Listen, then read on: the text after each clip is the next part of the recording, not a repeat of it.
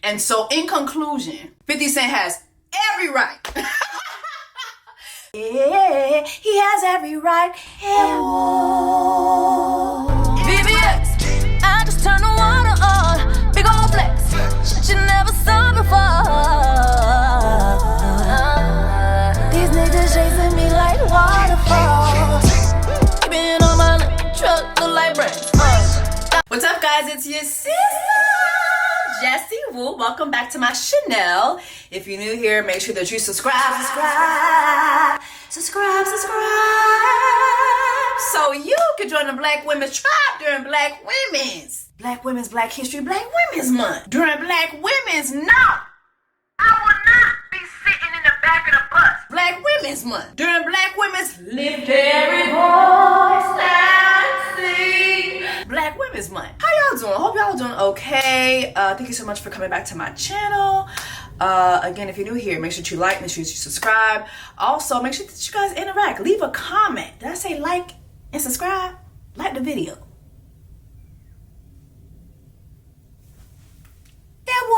Yeah, like the video.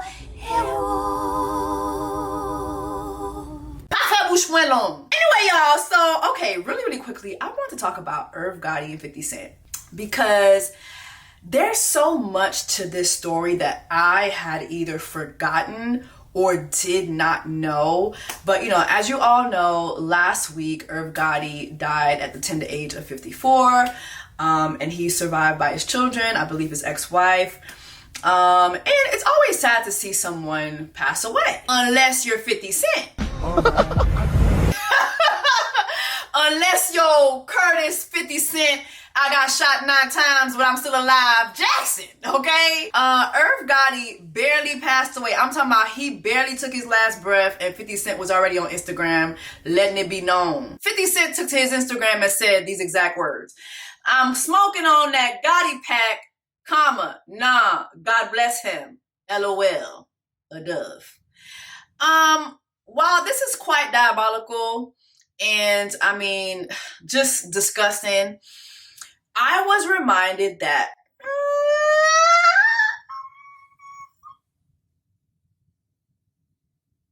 50 Cent might have a reason to gloat, just saying. Now, respect the dead. We all know we should have respect for those who have deceased. We shouldn't talk on anyone who has, you know, died in a negative light.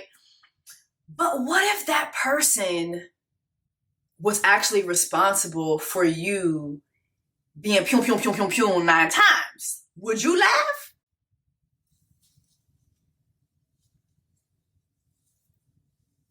I'm just saying, I might show up to the funeral just to make sure they're dead. I'm just saying.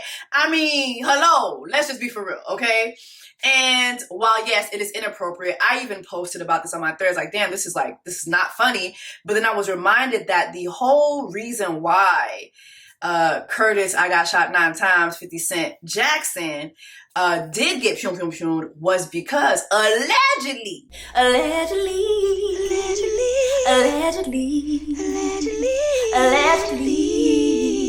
this is all alleged because of Irv Gotti. Just want to make things clear, I'm not on neither one of these people's sides, okay? I think both of these people are terrible people.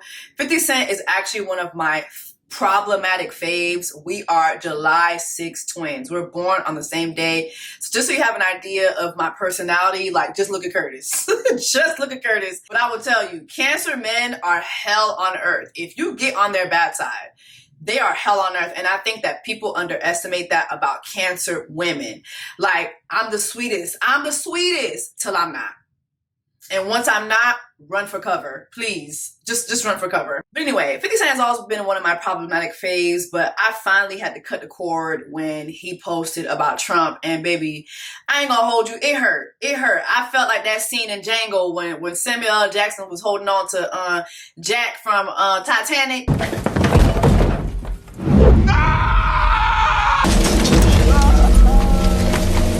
Baby, I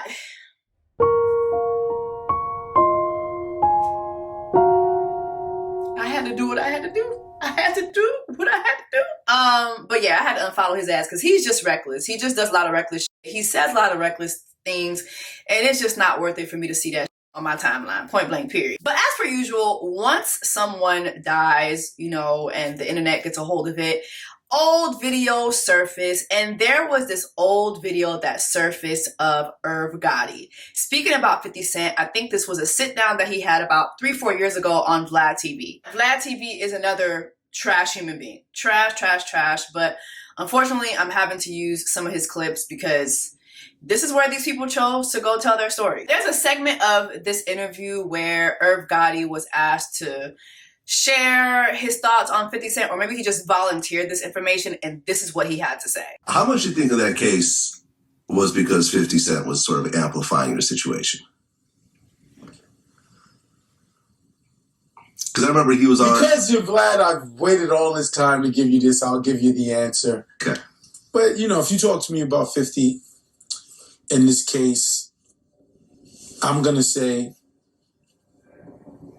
he's been talking to the police. He's been talking. And I'm not saying I think he hello? Yeah, this Curtis. I think he does that. He's a very unique individual because here's a guy who starts beef and pretends that he is the bully and the roughest, toughest nigga on the face of the earth. Right? Mm-hmm. And then he tells on you. It's like the biggest oxymoron and the biggest mind-fucking trickery to the public. Where, you know, those that don't know think this guy's ill and he's tough. But when you look at it, and please, 50, if you're looking, he asked the question. I don't give a fuck about talking about you. And I know you'll make a meme. Go ahead, make a meme or some shit, right? But mind you, I just want to point something out to y'all. Vlad reposted this section of the interview literally on the day Irv Gotti was pronounced dead. This man wasn't even in the ground yet. DJ Vlad took it upon himself to repost this just 4 days ago. Just want to make that clear. Okay, we talking about bad people. He's fooled the world. Well, I mean, he says we're pussy, and I'm soft and pussy. But he's the one that got shit done to him. And how we pussy. Like, when you think about that, we're pussy. You the one that got touched. But, my man says it all the time. Yeah, 50 don't want beef. He wants everyone to go to jail. Jimmy Henchman, like they roughed up his son. Yeah. Right. So when he takes care and does what any man would do who touches his son or whatever, and these guys is telling. Yeah, they calling and telling. So, if we talk conspiracy theory, we're just talking conspiracy theories, right? But if you get shot, what's going to happen? If I get shot? If you get shot, what do you think is going to happen? I would go to the police. No, what I'm saying is they're coming to you. When you're in your bed, shot the fuck up, I think the police and the feds came to him. And I think he told them a great story of Irv Gotti and Kenneth Supreme McGriff. And I think he's been telling them stories. I think he still tells them stories, which kind of probably makes him feel untouchable because he's with the police. So he could beef with anybody. He's with the police. Well, I think the most... Body language is so much because why does he look so uncomfortable as he just the scratching and the looking, and he just looks so uncomfortable as he's telling the story. Not saying that he's lying, but I'm just saying body language is everything. Why do you look so uncomfortable? Even years, like we're talking about 20 years later. Why do you look so uncomfortable? Most interesting thing, and I'm going to leave, the other stuff is between y'all, but I think from the outside looking in, the fact that he would make fun of Ja Rule for singing, but he really made a lot of his career by singing. It's an engine of chaos. It's an engine of chaos. Certain people say, you get shot here, right? He got shot in his mouth. You're like, that's inches, right? Mm-hmm. This is just me talking, everybody. It's not a thing, but who saved him? People be like, God. Your first thing is, God saved this guy. Maybe the devil, maybe Satan saved him. Because he's a great engine of chaos. I don't think God would save somebody who moves like that. I don't think God would save somebody who disrespects his own family and is just everything you think of 50 is just negative.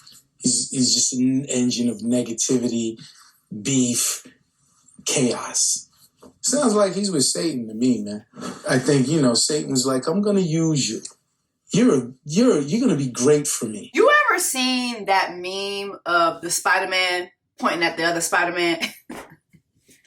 It's like literally watching Satan call out Satan. It's like, I'm not saying he's wrong, because I do feel, especially in the entertainment space, like people will be thanking God for stuff. And it's like, baby, God was not in none of that shit you thanking him for.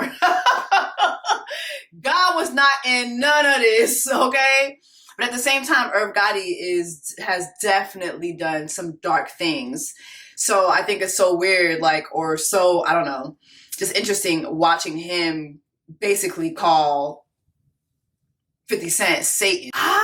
Once I saw this clip resurface, I was like, okay, what is the whole beef? Because people kept saying, oh, well, 50's not really that bad for laughing at Irv, because again, Irv tried to have him pum. And so let me take y'all back in time. This is before Get Rich or Die Trying. This is before Wankster. This is before pew, pew, pew, pew, pew, pew, pew, pew, pew, pew, pew, G-Unit. Boom, we in here. Boom, we can get the drama popping. We on boom. Don't get me started. We don't play that. We don't play that. We don't play that. G-Unit. We don't play around. That was my album. That was my album. That is the first album I bought on my own. On my own. I think that it is one of the best rap albums of all time. Period. Point blank. Period. Argue with your mammy, okay? Let's take a trip down memory lane so that we could better understand why these two individuals have been beefing for over 2 decades. We're talking about two icons from Queens, New York, who've been basically involved in everything from violent brawls to online disses to diss songs, you name it.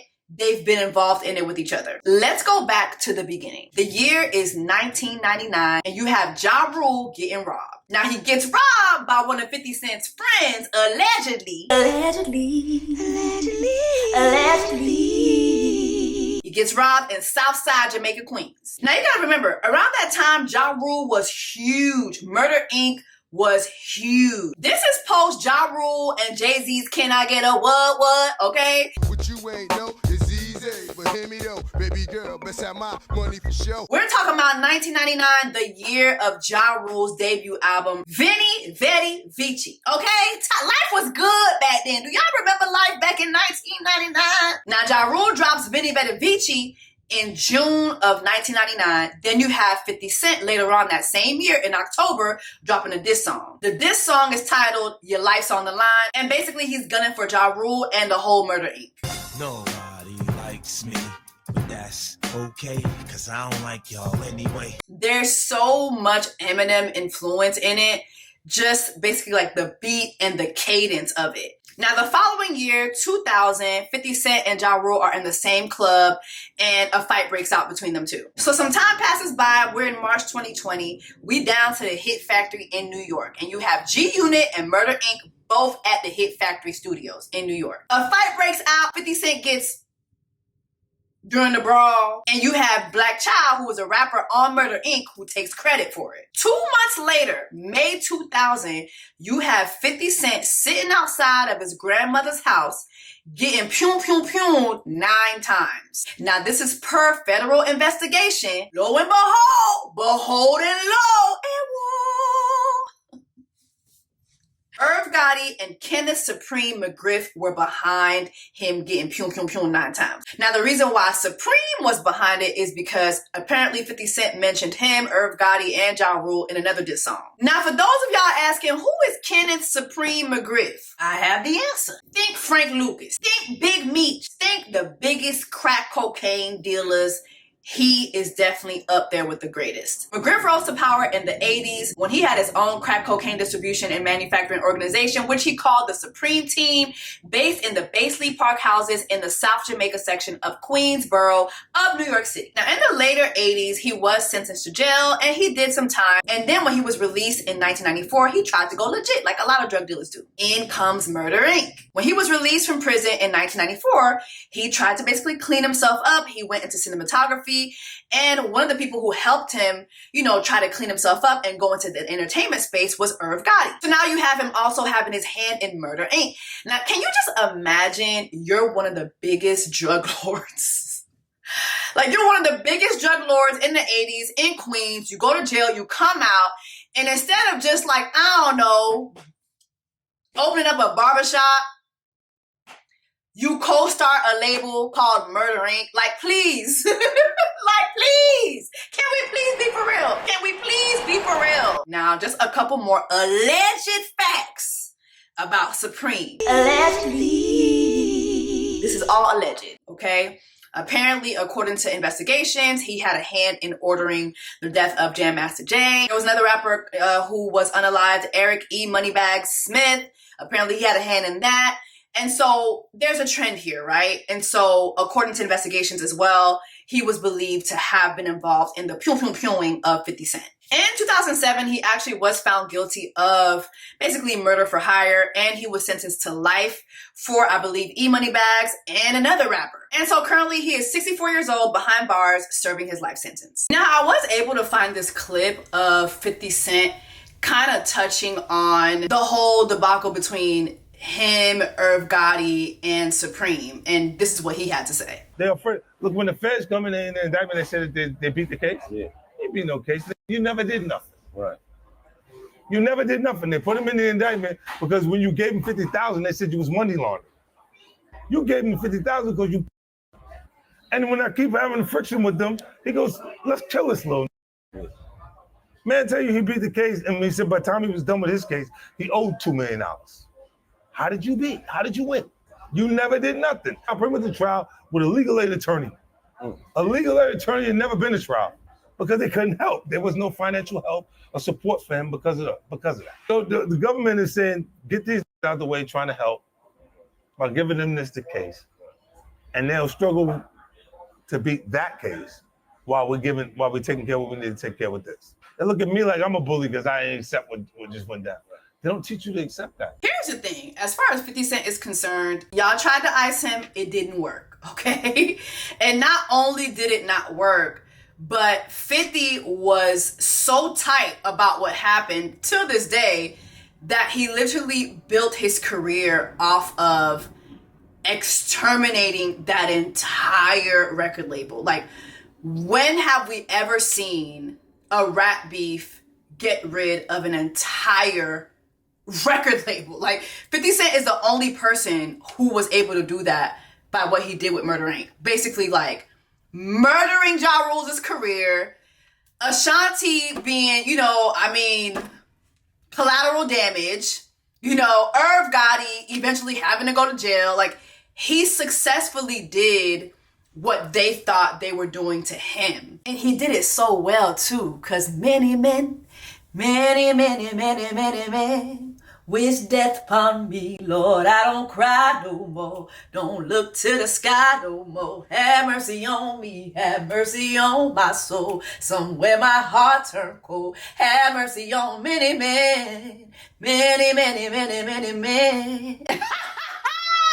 That's my song. That's my song. I'm sorry. The album is nothing but hits. Now that we've kind of took a stroll back and reviewed the beef, if you were 50 Cent, would you dance on your enemy's grave? I mean, we just saw Serena Williams do it. Serena Williams just crip walking all over Drake's grave at the damn Super Bowl. Shoot, I don't see why 50 Cent can't laugh at somebody who literally tried to have him pew. I'm just saying. So while regularly I would say, yeah, that is definitely not it. And it's very disrespectful to laugh at somebody dying, especially a gangster who died from diabetes. I mean, I'm sorry. gangsters and all that dying from diabetes and shit like that. Please, can y'all please be for real? Please go to the doctor. Black man, go to the doctor, please. Y'all be dying for like the stuff that y'all could really get a handle on and you don't gotta die by, okay? Cause please, it's 2025. You shouldn't be dying from diabetes, okay? Black men, do better. But also, let's not forget, while I have said that 50 Cent is a horrible person, so is Irv Gotti. And over the weekend, I did see that Ashanti finally spoke her piece on him passing away. She took to her Instagram to say this: I can't believe things ended like this, and it makes me so sad we weren't on the best terms the past few years. But as I've always said, through our ups and downs, I will forever be grateful for everything that you've done for me. We made history, and that will remain infinite. I've always respected your musical genius and ability to push me to be my best. All the greatness and positive things that came far outweigh the dark and negative times. I have always prayed for you to find peace, sending love and prayers to your entire family. Rest well, rest in peace, Irv. She was very nice for this because the way Irv Gotti did Ashanti is something that will never sit right with me. I believe a couple years back, she sat down with Angie Martinez and she detailed some of the stuff that this man did to her, derailing her career. I mean, just basically like psychologically, emotionally abusing her because she refused to no longer be his mistress. She talked about how post dealing with Irv Gotti, how he even would drive wedges between her and other Murder Inc. artists. Even her and Ja Rule came to terms with the fact that, wow, the dissension that they were experiencing was because of Irv Gotti. You know, he would say stuff like, you know, we're going to keep it in the family, it's in-house. And on one hand, he would make it feel like family, family, family. And on the other hand, he would tell me, nobody even likes you. You know what I'm saying? You're not going to get beats from nobody. Nobody's going to give you shit. Growing and becoming a woman and more mature, then you start to reflect on certain things. And it's like, oh, that's what was going on. And then when I did start to evolve and get in the studio with certain producers, I would hear all the time, yo, we always reached out. We always wanted to fuck with you. Me and Ja, I think it was the night before he went to jail, we had like a 3-hour conversation and we both found out so much stuff. And from that moment, we had become closer than we ever were. Wow. And I just feel like sometimes people conquer and divide and keep people separate to do what they want those people to do. You know what I mean? Like, imagine being signed to someone and this is what they were doing to you. And it's a tale as old as time. It is a tale as old as time. But you gotta keep in mind too that Ashanti was very, very young. I think she was like 20 or 21 when she got signed, right?